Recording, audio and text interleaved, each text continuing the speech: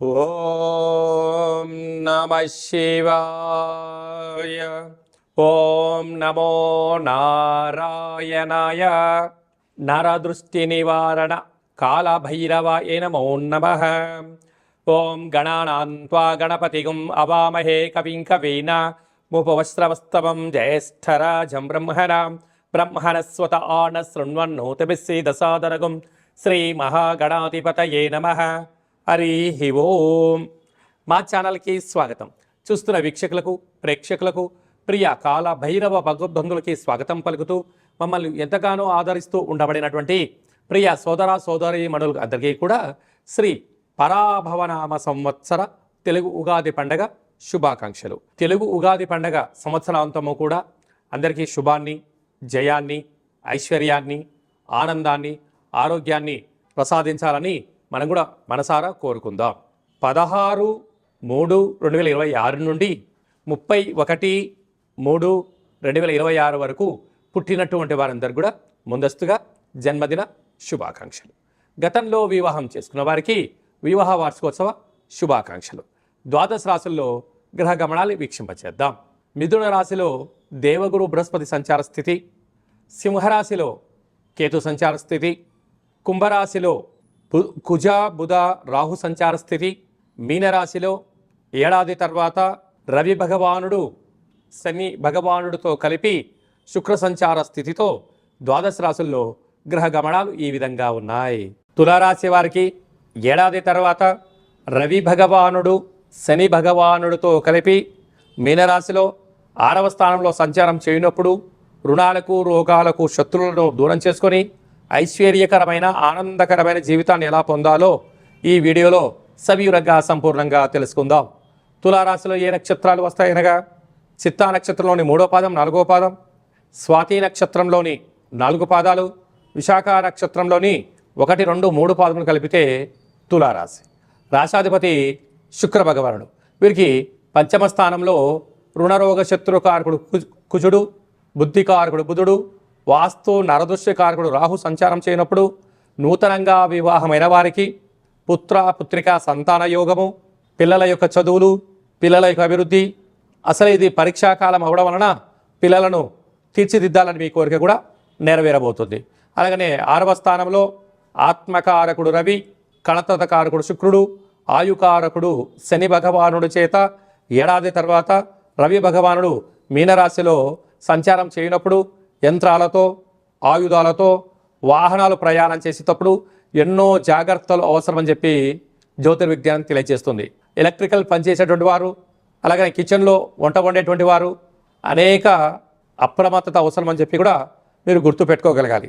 కనుక ఇలాంటి కాల సమయంలో సంవత్సరంలోని చివరి ఆదివారము, చివరి శనివారము, సంవత్సర ప్రారంభకాల సమయంలో మొదటి ఆదివారము, శుక్రవారము, శనివారము ఉపవాసం ఉండడం వలన యంత్రాలతో ఆయుధాలతో ప్రమాదాలు తొలగి ఆధ్యాత్మిక చింతన కలిగి ఉండడం వలన అనేకమైనటువంటి సమస్యలకు దూరమైపోయి సత్ప్రవర్తనగా ఉంటారు. కనుక వీలైనంత వరకు ప్రతిరోజు సూర్యారాధన, సూర్య నమస్కారము, తెల్లజిల్లెడు వృక్షానికి నీరు, గోమాతకు ఆహారాన్ని ఏర్పాటు చేయడం ఉత్తమోత్తంగా భావించగలగాలి.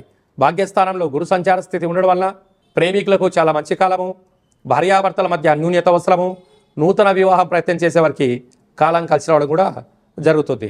ఏకాదశ స్థానంలో కేతు సంచార స్థితి ఉన్నప్పుడు వృత్తి, ఉద్యోగ, వ్యాపార, సేవారంగ కార్యక్రమాల్లో ఆధ్యాత్మిక చింతన కలిగి భూత భవిష్యత్ వర్తమానాలపైన జ్ఞానం కలిగి సత్ప్రవర్తనతో మీరు ప్రయాణం చేయగలిగితే మిమ్మల్ని ఆపే శక్తి ఎవరికి లేదని చెప్పి గమనించాలి. సాఫ్ట్వేర్ ఉద్యోగస్తులు, సోషల్ మీడియా, డిజిటల్ మీడియా, వార్తలు సేకరణ, వార్తలు చదివేటువంటి వారందరూ, అలాగనే వ్యవసాయ సోదరిమణులు, గృహ భవన నిర్మాణ కార్యక్రమం చేసే వారి వరకు కూడా చాలా అప్రమత్తత అవసరమని చెప్పి జ్యోతిర్విజ్ఞానం తెలియచేస్తుంది. మార్చి మాసంలో ద్వితీయార్థంలో ముఖ్యమైన పండుగల గురించి క్లుప్తంగా సవివరంగా సంపూర్ణంగా తెలుసుకుందాం. 17వ తారీఖున సోమవారము, తెలుగు సంవత్సరానికి చివరి సోమవారము, మాస శివరాత్రి సందర్భంగా మహాదేవుడికి రుద్రాభిషేకం చేసుకోవడము యోగదాయకం అని చెప్పి గమనించగలగాలి.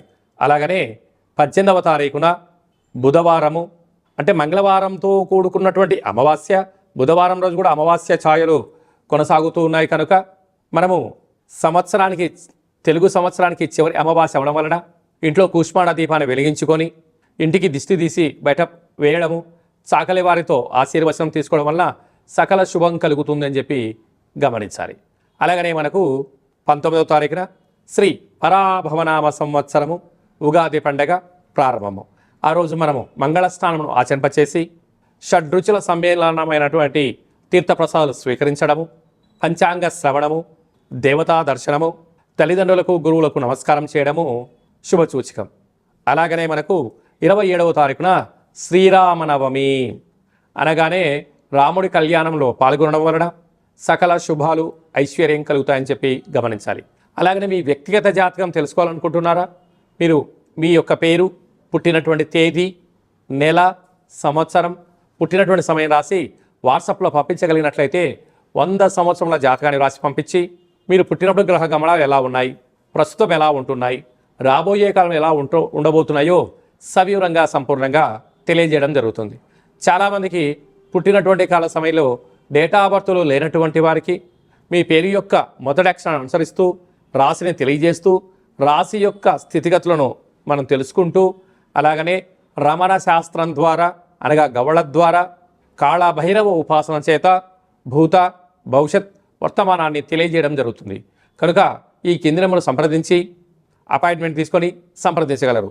అందరికీ ఈ తెలుగు సంవత్సర ప్రారంభ కాల సమయంలో అందరికీ ఆయురారోగ్యాలు ప్రసాదించాలని శ్రీ రామచంద్ర స్వామి వారి యొక్క కళ్యాణ మహోత్సవ ఆశీస్సులను కోరుకుంటూ ఆశీర్వచనం. ఓం దాశరథాయ విద్మహే సీతావల్లభాయ ధీమహి తన్నో శ్రీరామచంద్ర ప్రచోదయాతు. హరి ఓం. శతమానం భవతి శతాయు పురుష సతేంద్రియ ఆయుష్యేవేంద్రియే ప్రతిష్టతి. ధనం ధాన్యం బహుపుత్రలాభం శత సంవత్సరం దీర్ఘమాయు. శ్రీ పరాభవనామ సంవత్సరాంతం ఆయురారోగ్యం ఐశ్వర్యం అనుగ్రహం ప్రసాద సిద్ధిరస్తు తదాస్తు. ఈ వీడియో మీకు నచ్చినట్టయితే లైక్ చేయండి, షేర్ చేయండి. మా ఛానల్ యొక్క ఆధ్యాత్మిక వీడియోలు అందరికన్నా ముందుగా మీరు చూడాలన్నట్టయితే గంట సింబల్ ప్రెస్ చేసి ఈ యొక్క భక్తి సమాచారాన్ని భగవద్బంధులకు, మిత్రులకు, స్నేహితులకు చేరవేసి హిందూ ధర్మాన్ని కాపాడండి.